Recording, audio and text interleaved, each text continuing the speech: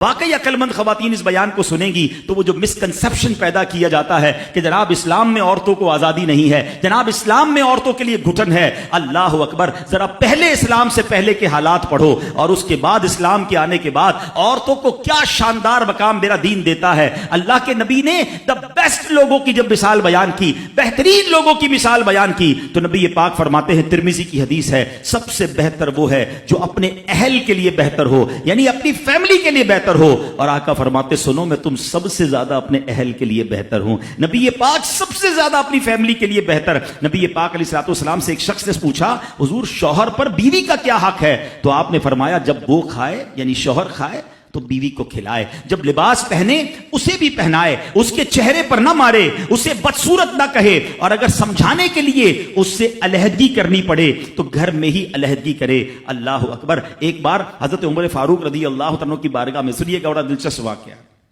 سیدنا عمر فاروق کا کتنا بڑا نام ہے، آپ کے جلال کی، آپ کی عدالت کی مثالیں دی جاتی ہیں، بڑے بڑے لوگ آپ کے سامنے تھر تھر کانپتے تھے۔ آپ کا گھر میں انداز کیا تھا کہ ایک شخص آیا کہ میں حضرت عمر کے پاس جاؤں اور بتاؤں میری بیوی جو ہے مجھ سے اس طرح بات کرتی ہے، اور میرا وہ انداز نہیں ہوتا جو شوہر کے سامنے ہونا چاہیے، ہوتا ہے گھروں میں ہو جاتا ہے۔ تو حضرت عمر کے دروازے پر پہنچا نا، تو اندر سے اسے سیدنا عمر فاروق رضی اللہ تعالیٰ عنہ کی زوجہ ام کلثوم رضی اللہ تعالیٰ عنہ کی ناراضگی کی عالم میں گفتگو کرتے ہوئے سنا۔ وہ حضرت عمر سے بات کر رہی تھی، تو وہ شوہر سوچنے لگا کہ میں تو اپنی بیوی کی شکایت لے کر آیا تھا، حضرت کے تو گھر کا بھی معاملہ ہی ایسا ہی ہے۔ تو وہ کہتے میں واپس ہونے لگا۔ حضرت عمر نے بلا لیا، کہا کیوں آئے تھے؟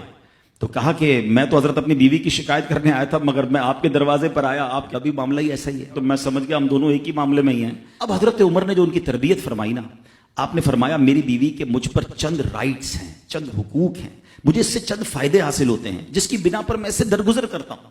پہلا یہ کہ یہ میرے لیے جہنم کی آڑ ہے، میرا دل اس کی وجہ سے حرام کاموں سے بچا رہتا ہے۔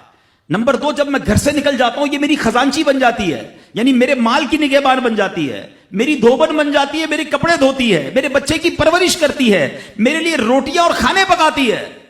تو وہ شخص کہتا ہے یہ سارے فائدے تو مجھے بھی اپنی بیوی سے حاصل ہیں، تو میں تو کبھی درگزر سے کام نہیں لیتا، وہ مجھے کہتی میں اسے لڑنا شروع کر دیتا ہوں۔ کہتا آج آپ کی بات سے نصیحت مل گئی، اب میں اپنی بیوی کی چھوٹی موٹی باتوں کو میں بھی درگزر کر دوں گا۔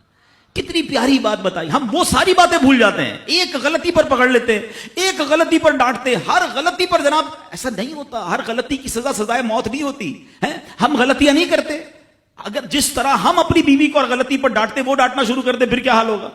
تو ایسا نہ کرے، وہ بھی دل رکھتی ہے، ہم نے کسی انسان سے شادی کی ہے، کمپیوٹر سے نہیں کی، ٹھیک ہے نا؟ تو کمپیوٹر بھی آج کل وائرس آ جاتا ہے، تو وہ تو انسان ہے، غلطی ہو گئی کوئی بات نہیں۔ تو سبحان اللہ۔